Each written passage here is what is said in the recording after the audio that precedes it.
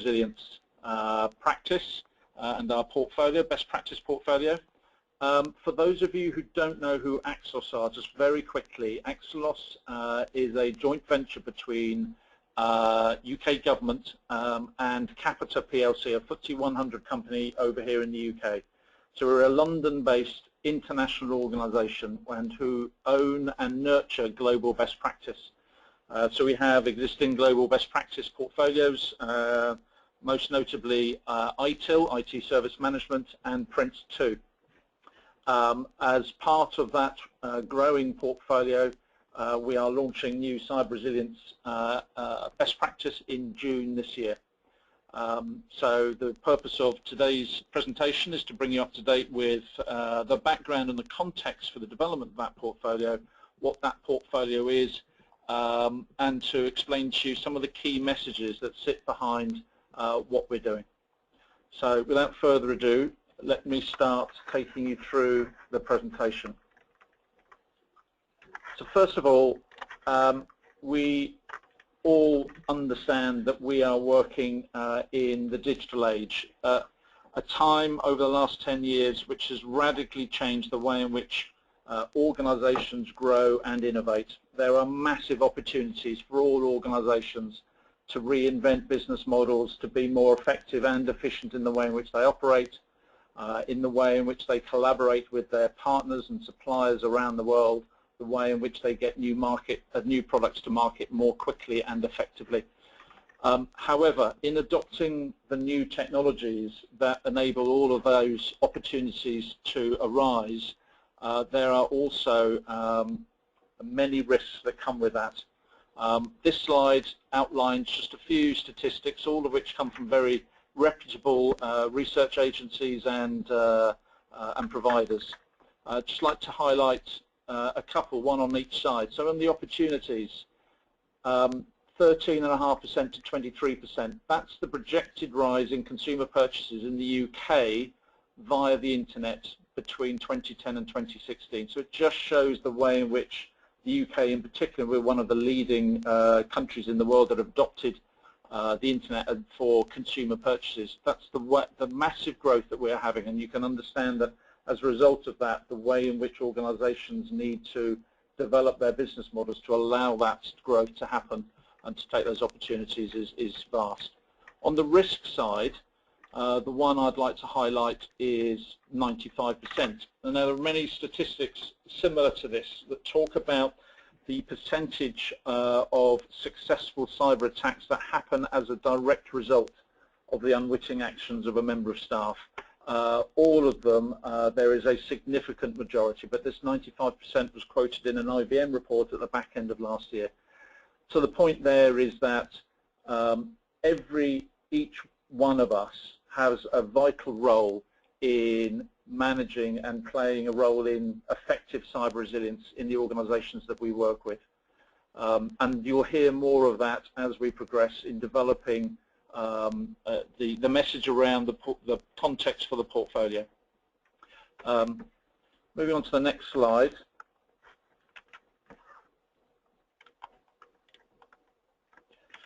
So we all know the risks are real. This slide dates back a few months. Many well-known brands there. All of these organizations have been attacked. All of these organizations have appeared on the front page of national and international papers and media.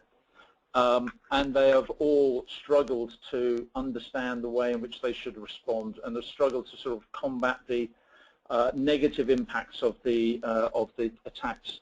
A couple of points to raise on this. One is the majority of these organizations were attacked through the unwitting actions of a member of staff, typically a phishing attack.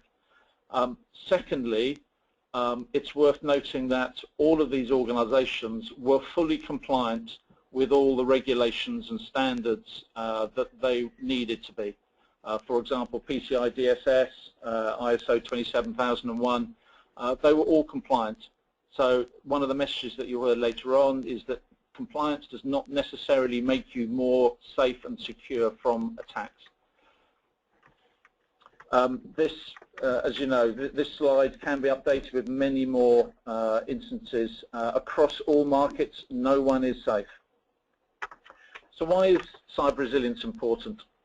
As I've just said, in terms of the material impacts, many organizations have felt real pain, whether that's financial or reputational damage in their market, reduced customer trust, and actually in regulatory fines as well. So many organizations have felt that particular pain, typically at board level. And one thing I'd say is that increasingly the impact is being felt personally at board level as well, with a number of directors having to move on and a number of directors now beginning to realize that cyber resilience is an important element of their duty and in terms not only protecting their corporate reputation but their own personal reputation. But the other thing to say is that for all of those organizations that have actually felt that pain, there are many, many more that are out there that are struggling to understand what good cyber resilience looks like and how they should effectively respond and recover. The risk and responsibility piece, that's all about the fact that the board needs to take ownership and responsibility for this. There's been plenty of research both in the UK and the US over the last year which highlights that there is still a long way to go between having a basic awareness and understanding that the cyber resilience risks exist and that they need to do something about it, between that and actually doing something about it and understanding how they can most effectively manage their particular cyber resilience. And cyber resilience from one organization will be very different from cyber resilience from any other organization. It's unique. There's no one size fits all. So there's still some way to go for board directors, non-exec directors, and senior executive management teams to understand the way in which they can effectively manage their resilience against these attacks. And situational awareness is all about the process by which they can be helped in getting the insight and intelligence that they need to make informed decisions. The challenge there is that there is typically a gap between what boards want to understand and what information they require to the information that they receive and the way in which it's communicated. So there is some real subtlety between the sort of understanding some of the qualitative and quantitative information that's provided to them, whether that might be from the CISO or the IT director or the chief risk officer, and understanding the implications of that and how that impacts the strategic financial investment decisions and priorities that any organization has and which the board director is particularly interested in. And finally, to play on the message I've just said, each and every one of us has got a role to play. Cyber resilience is a technology problem. It's not necessarily only a technology solution. So any effective cyber resilience strategy needs to combine people, process, and technology. And Axelos would suggest that people are by far the most important element of that, whether that's people in the boardroom, people in the IT or security parts of the business, or anybody within their organization and extended enterprise partners and suppliers.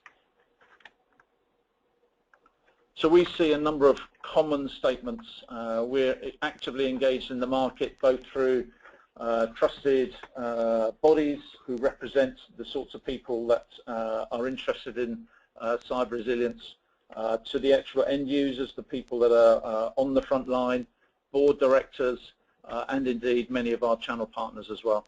And here are some example statements. So we still regularly hear, why would anyone want to attack our organization? There's this perception that the information that they host does not necessarily have any value to anybody else. Following on from that, there's a very ongoing challenge with many organizations in being asked the simple question, do you know what your most critical information assets are? And typically, many organizations struggle to understand that and be able to define that. Right through to the statement in the bottom right-hand corner, which is ultimately an organization that is clearly wanting to understand more, but they are still struggling to understand what good cyber resilience looks like for their particular organization. And our best practice and supporting portfolio is designed to help them get get down that path. So the strategic challenges that we see, a summary of some of the things I've said, are people, anybody's organization, people within any organization, they are absolutely their strongest asset. And as a result of that, they need to be at the very heart of any cyber resilience strategy, because they ultimately might be the individuals that are undermining significant investment in technology. No one is safe. No organization should assume that they have their perimeters effectively guarded, that they've got the equivalent of their house well and truly locked. It is all too easy to successfully attack an organization.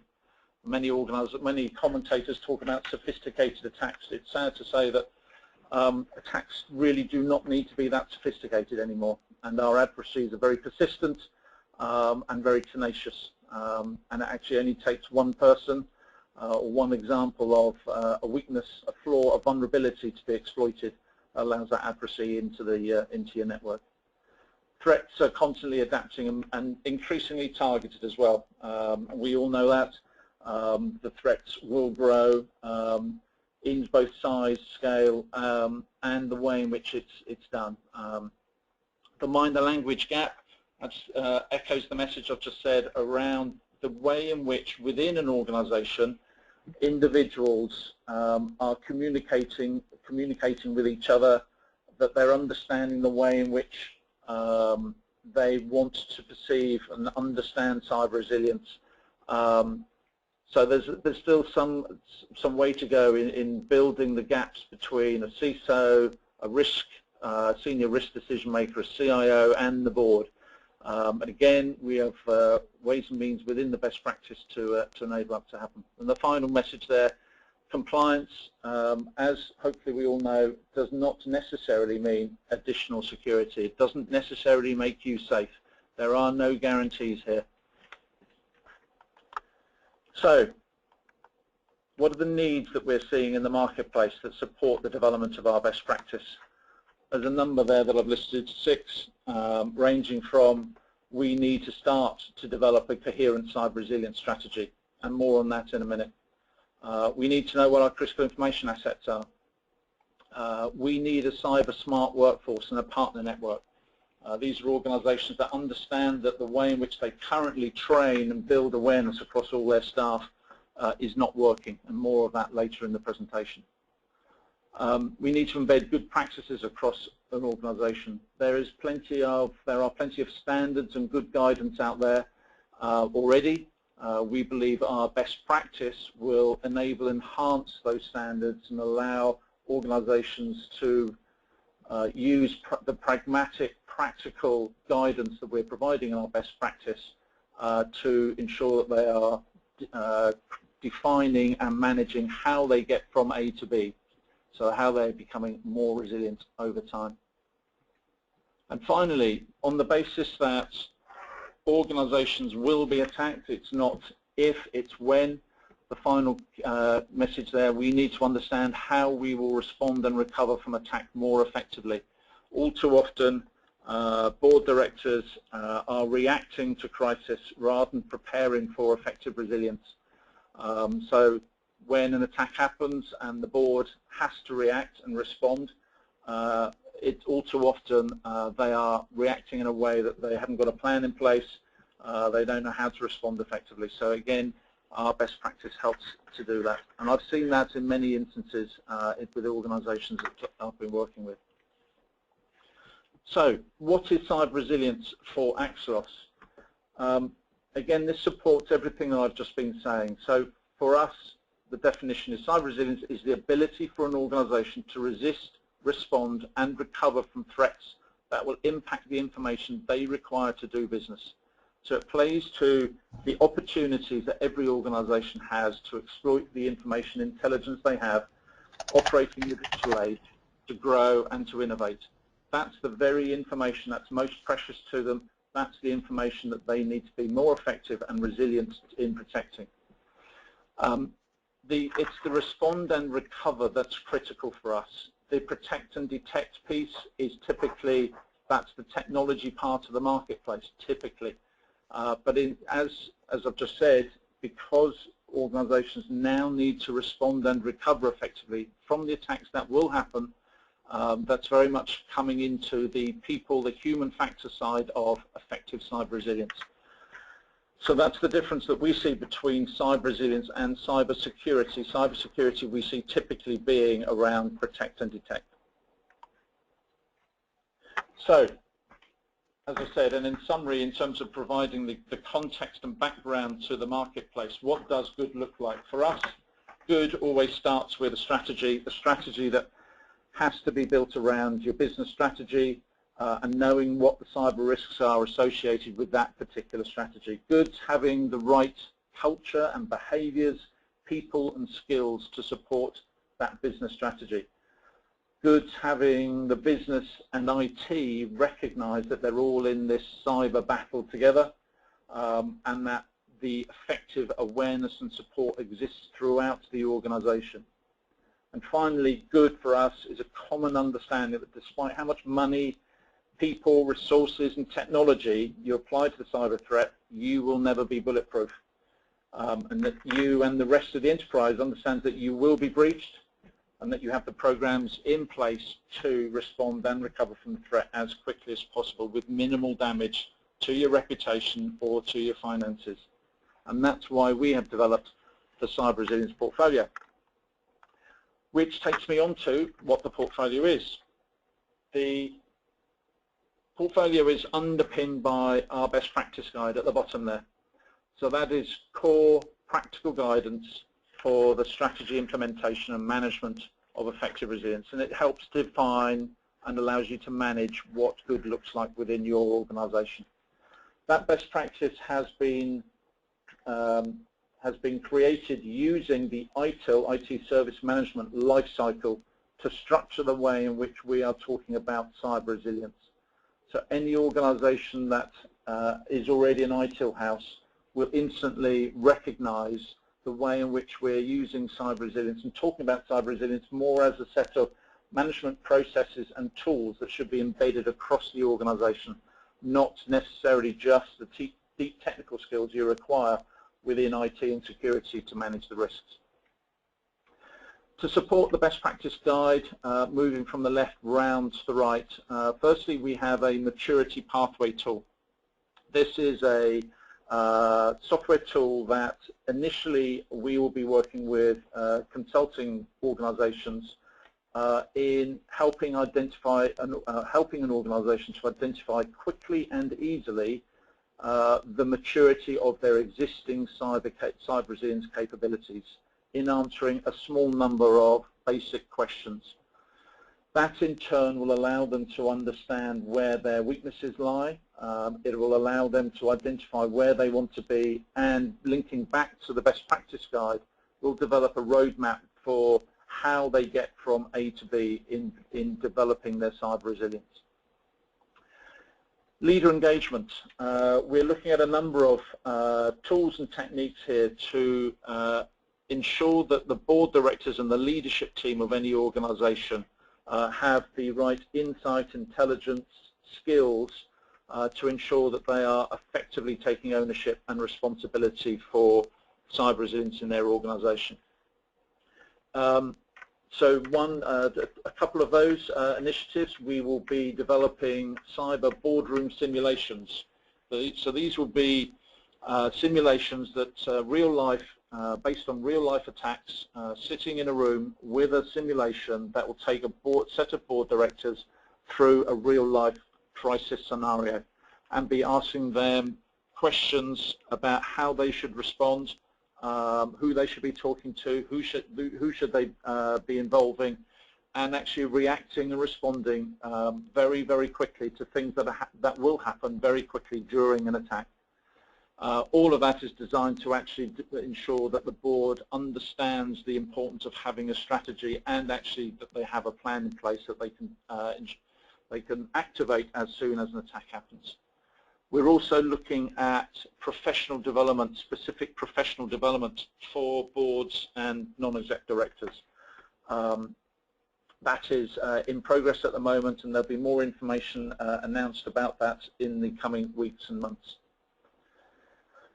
Because each and every one of us also has a vital role to play, we have developed a platform of individual awareness learning modules for all staff.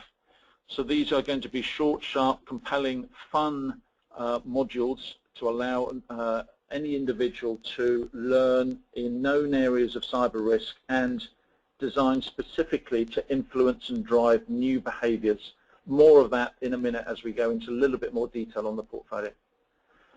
To support and in support of our existing portfolio, ITIL, Prince2, the best practice also underpins the curriculum and the certification training at foundation and practitioner level, and that is deliberately targeted at anyone within the IT community or security community, and again more of that in a minute.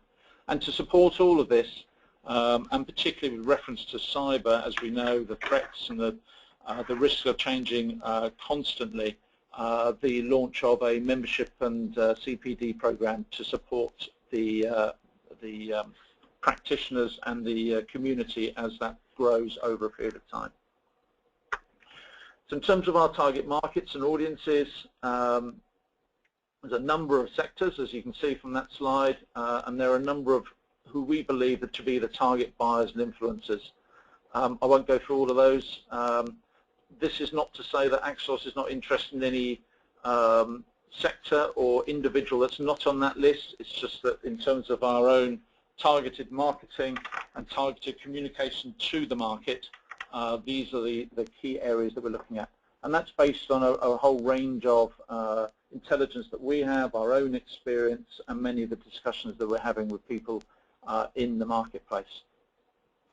So as I say, it's got, for example, large and medium-sized organizations. That's not to say that we're not interested in the small organizations, but these are the priorities that we have. So that's the best practice guide itself.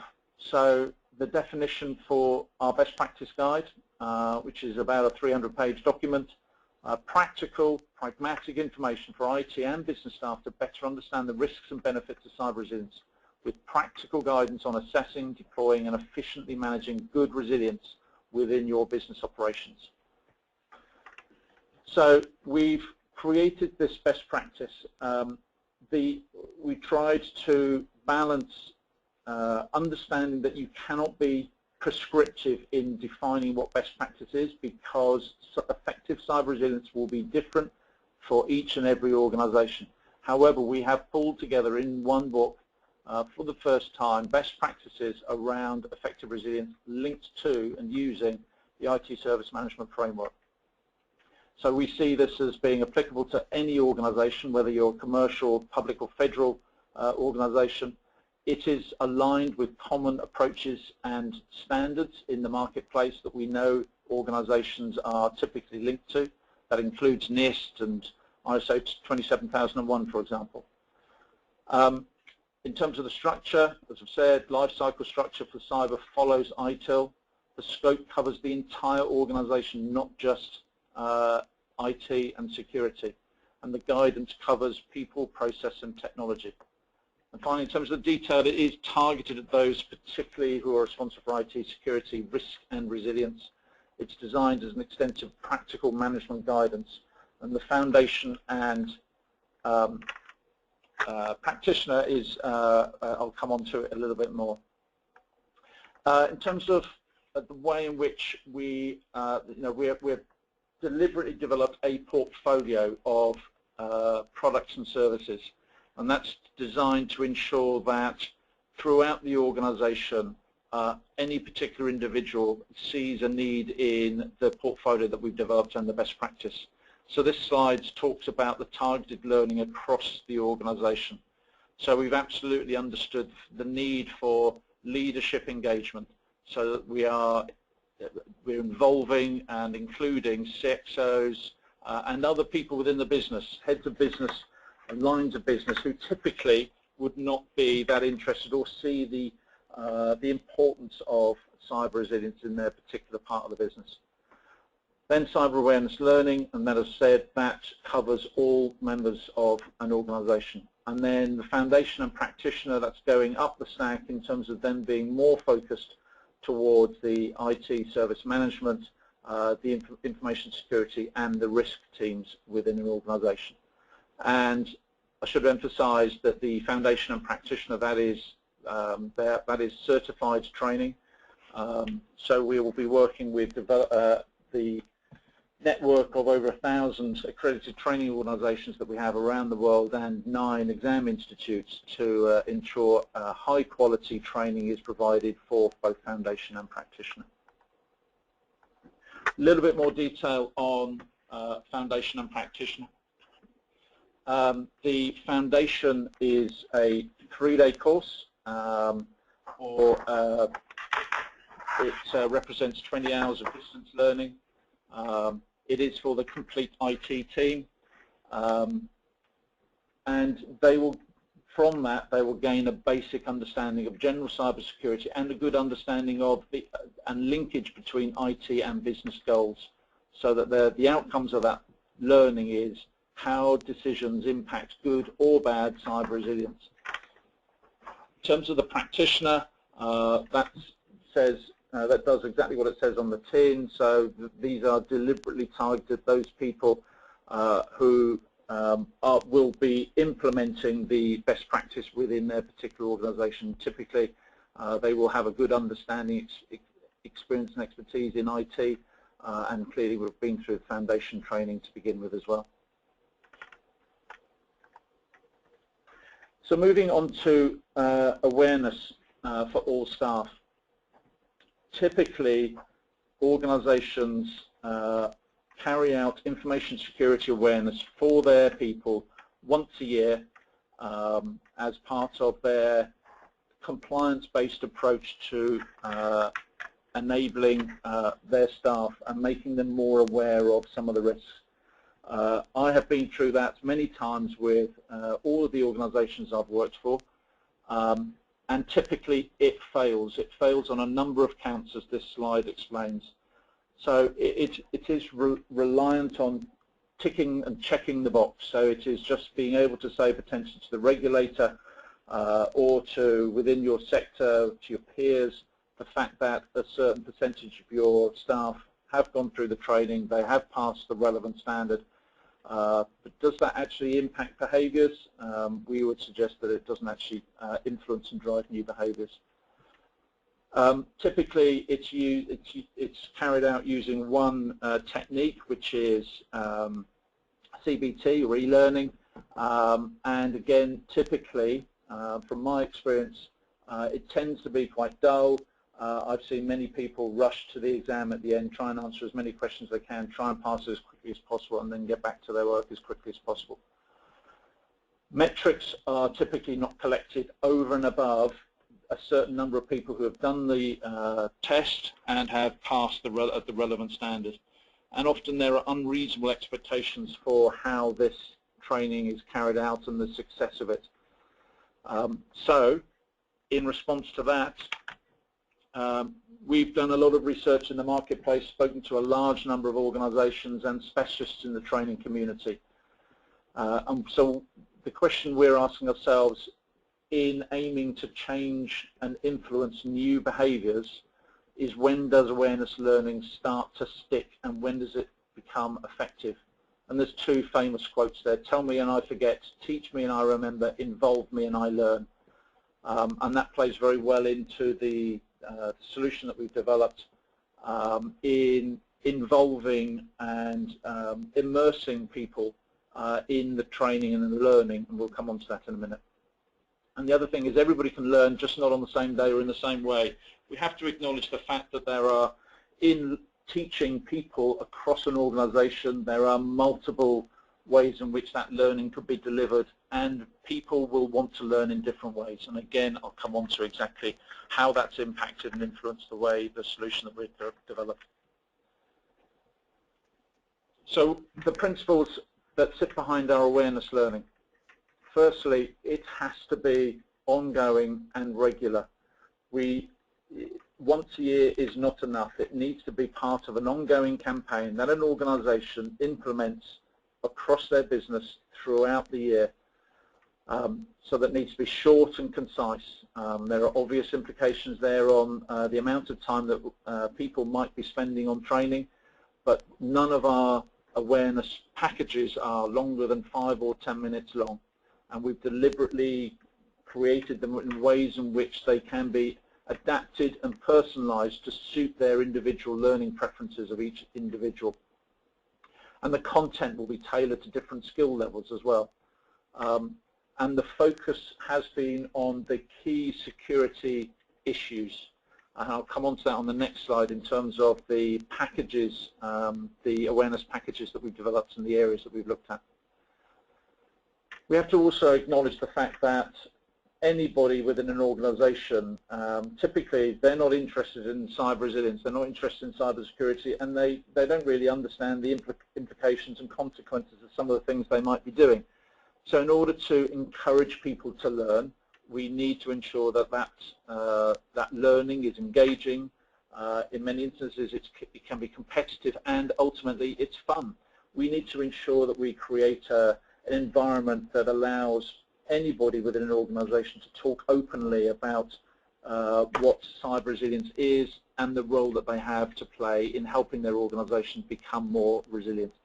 So we have developed, and in each of these areas of learning, we will be providing a number of different learning styles and formats.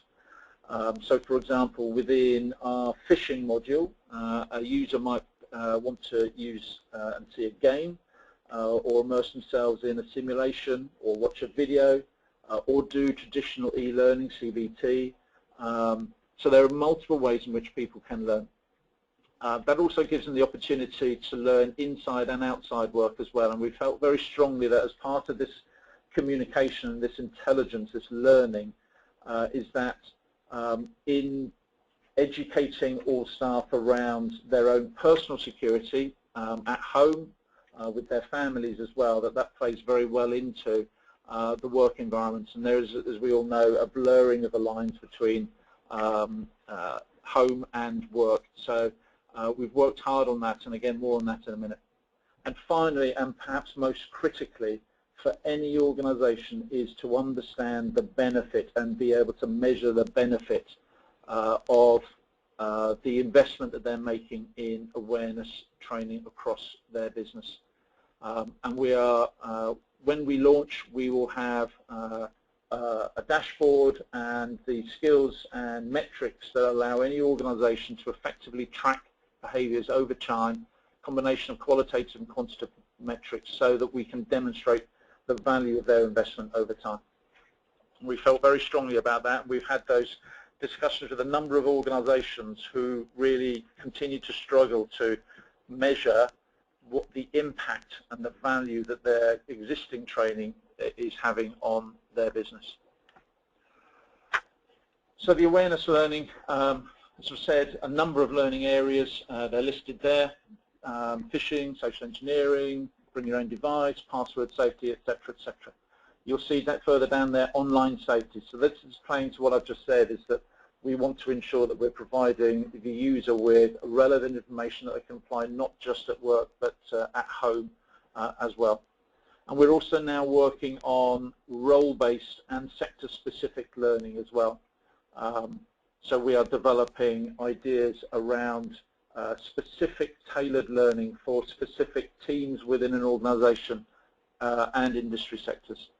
In terms of the learning formats, so we've looked at and have developed learning in all of these formats. So we've used some of the latest gamification techniques to develop games, animations, video, e-learning, posters, refreshers, reminders, and all of this designed to be part of an ongoing campaign to influence and measure the impact of these new behaviors.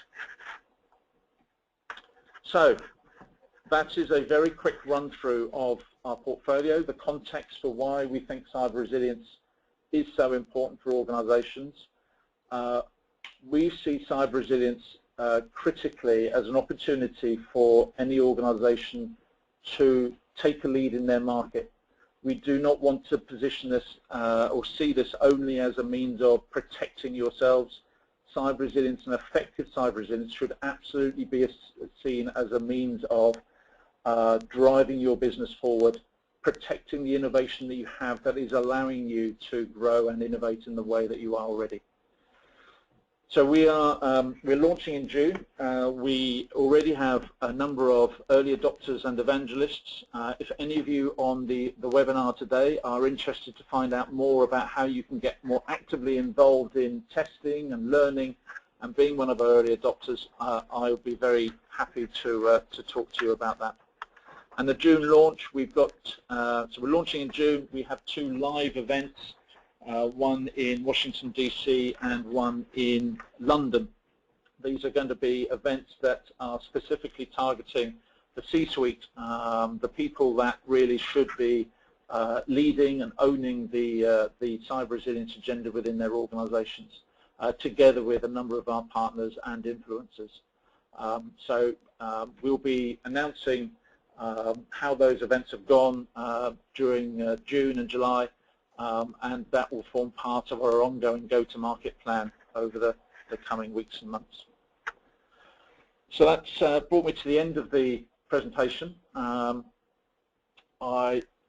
think I'm looking on the other side of a desk, actually, so my 2 colleagues. So let me introduce my 2 colleagues now who will help me in answering some of your questions. So Dan Cole is our cyber product lead. And is responsible for developing a large part of our portfolio in terms of the product development of it. And also Mark Logston. Mark is our cyber resilience subject matter expert, has got a background in a whole range of organizations, both in government and in commerce. So he brings with him a large wealth of experience and understanding, not just in the technology piece, but one thing that he was responsible for is building a very innovative, still used awareness campaign across Barclays, where he used to be the Director of Information Risk. So, Karen, how do you want us to progress with the handling some of these questions? Okay, well, first of all, thank you very much for that presentation, Nick. That was really enlightening. You know, you're talking about it at the corporate level and you're talking about it at the personal level as well. And I know some of us have had issues with some of those big companies that you had up on that original slide when they got hacked. And I'd also like to welcome Dan and Mark. So welcome to our Q&A session. So for those of you on the call, please make sure that you're getting all your chat questions in the chat window, so that we can start the Q&A. And before we do start that, I'd like to, I know some of you need to drop off, so I'd like to just have you remind you that our next webinar is scheduled for Thursday, May 21st, and Donna Knapp, ITSM Academy's Curriculum Development Manager, is going to join us. And Donna's presentation is titled Secrets of a Scrum Master, Agile Practices for the Service Desk. And I find that to be a very intriguing title, so we're looking forward to that. And it's Donna says, can Agile concepts be applied to the service desk? Absolutely. This session will describe the benefits of Agile practices and provides a brief introduction to Scrum, an Agile way to handle complex projects. The session then focuses on specific ways that Scrum and other Agile practices can be used to significantly increase the performance of service and support teams. Donna will share takeaway tips and techniques that you can use to get started immediately, along with lessons learned. So we look forward to having you join us. And just as a reminder, we will continue to bring you the practitioner presentations because we know that you really enjoy those. And we'll be doing that discussing Agile and IT service management implementation experiences and challenges. And people want to hear and learn from the practitioners' experiences. So if you would like to share your implementation experiences or your challenges on our webinar, just let us know and we'd be happy to work with you to make that happen at one of our monthly webinars. Okay. And I am not seeing any questions, Nick. What have I done? I've scared everybody off. I think you have. I think you have scared them off. That could be taken either way, couldn't it? That could be very positive. I might not have hit the mark at all, but apologies if it's the latter and good news if it's the former. Okay. Nick, well, it's Lisa. I always believe that if there aren't questions, it's because I covered everything possible. But actually, we do have one rolling in. Yes. Yep, here we go. I will let you, Karen. Sorry, just filling in the gap while we're getting the questions. Great presentation. I enjoyed it, Nick. Very much. Thank you. Michael is asking, when in London will it be released? So it's being launched. So formally, it will be announced on the 1st of June in DC. So that will be part of a sort of a global press release that will be going out. But in terms of the live event, that is on Monday, the 22nd of June, starting at 5:30, and it's being held at the Guildhall in central London. And if I could just add to that answer in terms of if people are interested in the foundation and practitioner training, as well as what Nick mentioned in terms of launching the portfolio, specifically on the certification training, that will be launched at the same time, so for foundation. So during June, we expect some initial dates and availability of both training, self-paced learning, and the certification exams for the foundation certificate. And the practitioner certificate will follow on shortly afterwards and will be available by the end of July. So at the launch, we'll be sharing full details of what's in the syllabus for both of those in terms of the training and the certification. Well, thank you. Was that Dan or Mark? It was Dan. Sorry. Thank you, Dan. Perfect. And just so our audience can know, they are broadcasting from London with us today, just so you know that. Now, Jane has a question, and Jane would like to know, how can a leader emphasize that cyber resilience training, as compared to cybersecurity, is equally important?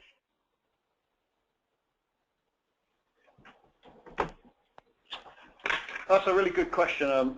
I'm really pleased that you asked it, because it kind of, I think it touches upon many sort of elements there. Traditionally, of course, you know, one's spoken about IT and IT security and the need to protect information, or IT generally, and people talk about data across the organization. But kind of things have moved on really, and we've recognized that information is actually the key in any sort of guise it resides in, and still, despite many organizations' best effort, an awful lot of paper still out there that organizations have to look after. And I say that coming from a bank where we had warehouse after warehouse full of bits of paper where people have written in or signed some policy or whatever. So I think the real issue, though, as to why cyber resilience, though, moving forward, if I may say, is more important or as important, is because equally we have to understand that the nature of the risks that we face and those that seek to do us harm, their levels of sophistication and ingenuity, more importantly, are rapidly changing all the time to break our defences. So it has become not a case of when we're attacked, but if we're attacked, more a case of when we're attacked. And in fact, I sort of characterise organisations into two categories really: ones that have been attacked and ones that are about to be attacked. It's as simple as that. And there's an interesting stat that's out there which says that on the median figure for the amount of time before an organisation detects they've been attacked now is about 203 days. So they've been wandering about the network for 203 days before anybody kind of realises what's going on. So the key has to shift really to being able to respond in that environment, to be able to respond and recover to the pending attack which is happening, and recover in a way which brings them up back online, protecting it and back working as normal as quickly as possible. And from a business perspective, that's absolutely key. You know, when I was at Barclays, we had a very finite idea about how long a downtime would cost us in terms of dollars. What was the amount, you know, how much was if an ATM network down, how many dollars a minute would that be costing us? And we had a very good idea about what that was and the need to do that. And that's why it's important. But in looking at that, the key I would suggest to you is in addressing many of those things is that people are the key element in this response. I mean, we've kind of got a phrase here which says businesses don't lose information, people do. And I think we need to, in being able to respond and recover, we need to engage people to make sure they understand their roles in being able to do that to help the business gather pace and to do it in a timely fashion. That is why I would suggest that, you know, IT security is still very important, but we also need to spend a little bit of investment time in resilience as well, and to make the organisation more resilient for not only the organisation but those it works with and the information it holds on their behalf, i.e. its clients. But a great question, and thank you for the opportunity for answering it. And Karen, I'm sorry, I'm jumping in again. It's Lisa. Can you give me just a little bit more around the 203 days? Because my heart kind of dropped when you said that. 203 days is a statistic that's garnished from where? So there was there's quite a lot of work in that sort of space over here, which has come out. Web Sense, I remember they've quoted our figure. There's the Organised Crime Agency in the UK that did that. I think it kind of came out of a survey. I can't remember the exact survey, but I suspect it would be probably somebody like a Kaspersky or an IBM that did the work. But the median time for an attack to be detected before, to be noticed before it's what's been going on is 203 days. The upside to that figure, I have to say, however, is that that's actually down. It's come down from about, in the last year, from about 209 days, I think it is. So it's so things are slightly improving, but nevertheless, it's not a great picture. And just to add to Mark, just one thing. Yesterday, Verizon, and they probably produced the most valued sort of annual piece of research. They issued their 2015 report, their annual breaches report yesterday. So I would recommend anybody to access that on the web. That will have a wealth of information in there that covers the people side as much as the IT side as well. So I would recommend people read the Verizon report. Thank you, Denny. And that's Verizon? Yeah, Verizon. So Verizon Data Breach Report 2015. Thank you. I'll be looking at that for sure. I like some of the catchphrases that you're using in this also, like you were doing resist, respond, and recover with minimum damage, and protect and detect. You know, I mean, it just kind of resonates with you that, of course, we need to be doing this. We should be paying attention to it. Jeff has a question for you. It's actually, and he's got some clarification as well, but he's interested in the official Axelos definition of cyber resilience, and I think you had a slide on that. Did you? Sure. Yeah. Yep. Yep. And what he's asking is, it includes information, but he's wondering if it should be more at a knowledge level as well as including process and assets and capabilities. So he said he's thinking that knowledge and capabilities as the level that cyber resilience should be focused on. And he's wondering if this information is at a lower level of importance, is what he's asking you. Again, a great question, and I don't think necessarily there's a straightforward answer to that. I mean, just to go back a little bit to what we were talking about, protect and detect a second ago. You know, we started off, you know, when I kind of started off in this business too many years ago for me to care to mention, you know, very much thinking we could set out, you know, our boundaries and just protect that, and, you know, and we can pull the drawbridge up and that'll be the end of it. But of course, you know, attacks started to happen, that wasn't sustainable, so we thought we'd move into the next level, which was detection. Now, as I said a second ago, of course, that is in itself, given the environment we operate, is no longer viable either, although one needs to do that. And when responding and recovering, what we're talking about, and ultimately protecting and detecting, what we're talking about is information at all levels, you know, and that can be at one sort of level, the knowledge around how systems, for example, are configured and the vulnerabilities therein and so forth, and very much at a system level, because again, you know, the human, we've all been crying out for many years, you know, if only software was configured securely in the first place, we wouldn't have all the vulnerabilities.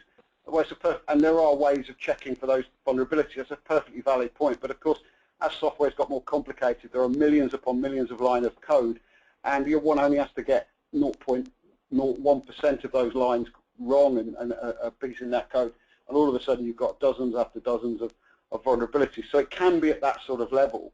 But equally, it's about the critical information that an organization relies upon for its well-being and its continued operation.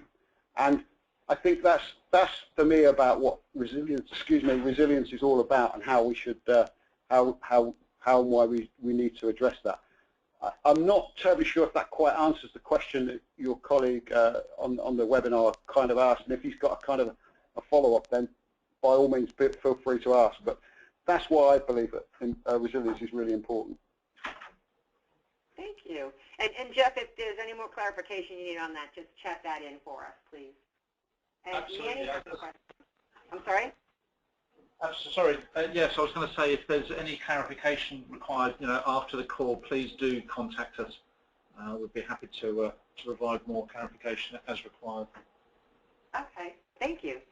And Manny has a question for you, and his question is, to what level will cyber resilience cover bring your own device related issues within the organization?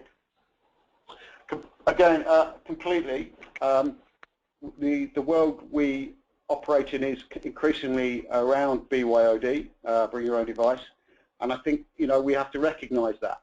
Again, there are some good technologies out there which helps us to manage that particular vulnerability, if I may describe BYOD as that.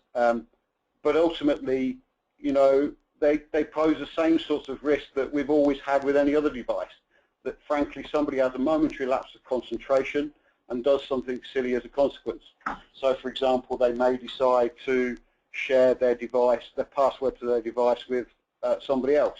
They may write them down. They may use a weak password. All those sorts of things, are similar vulnerabilities, still exist in the human, which have always been there. We just need to manage them accordingly. And the way we are here at Axelos trying to seek to manage those vulnerabilities is to make people aware and to give them the information about how to look after their device and the information that sits on it. And my analogy again is kind of quite simple. Sometimes it's not terribly helpful if people say to you, "Don't cross the road; it's dangerous." It's not helpful because you need to get across the road. So it would not be terribly helpful for us, for example, to say, "Don't use your own devices; it's incredibly dangerous, incredibly risky. You're going to lose all your sorts of device." No, we have to give them sensible, pragmatic advice, which teaches the user about how to use the device and behave in a responsible way. So everything we do covers those sorts of things in support of the great technologies that are out there, which seeks to manage the device and any technical vulnerability therein. Thank you. And you mentioned passwords in there. On a personal level, could you give us a little advice on the passwords and how we can set them up? Yeah, I can. I mean, it's very straightforward, really. I mean, company policy will inevitably vary, but my advice is simply along these lines: use a strong password. Well, what does that mean? So typically, it means a password that's at least 8 characters long, is a mixture of uppercase and lowercase characters, and a mix including a couple at least of special characters or numbers. In addition, don't write them down. Don't share them. If you struggle, for example, to remember passwords, you can use some simple techniques. So, for example, use an acronym to spell out a phrase and use that as your password and put some numbers in it somewhere. Don't use simple dictionary words like password or whatever it might be, or think you're being clever by, say, for example, changing the S's for 5s and the O's for 0s, or indeed spelling the password backwards. So you think that, because there are some very simple tools out there that recognize that, which the attackers use all the time. There are some great tools that are available again typically on most home PCs now to manage your password, and indeed there are even some password generators out there should you struggle. But the other final piece of advice in managing all your passwords: don't use one password for all your devices. I.e., don't put all your eggs in one basket. Use different passwords. And finally, so there's one other thing I've missed, is try not to use something which is clearly identifiable with you. So, for example, if you're on Facebook and part of your profile you've got your dog's name down as, in my case, Millie, and all of a sudden I've got all my passwords which are Millie000 or something like that. It kind of makes it terribly easy for an attacker to sort of guess that sort of thing. So in essence, use a strong password, at least 8 characters long, mixture of uppercase and lowercase characters and special figures and symbols, and don't share it or write it down. And immediately after this call, I'll be changing some of my passwords. Yes, I think I will too. And tell me, on a password, now what about the fingerprint? How secure is that? Biometrics are really cool. They are improving an awful lot. Of course, they're not necessarily always accessible to everybody. There are cases of false positives that can happen, so they're not always 100% accurate.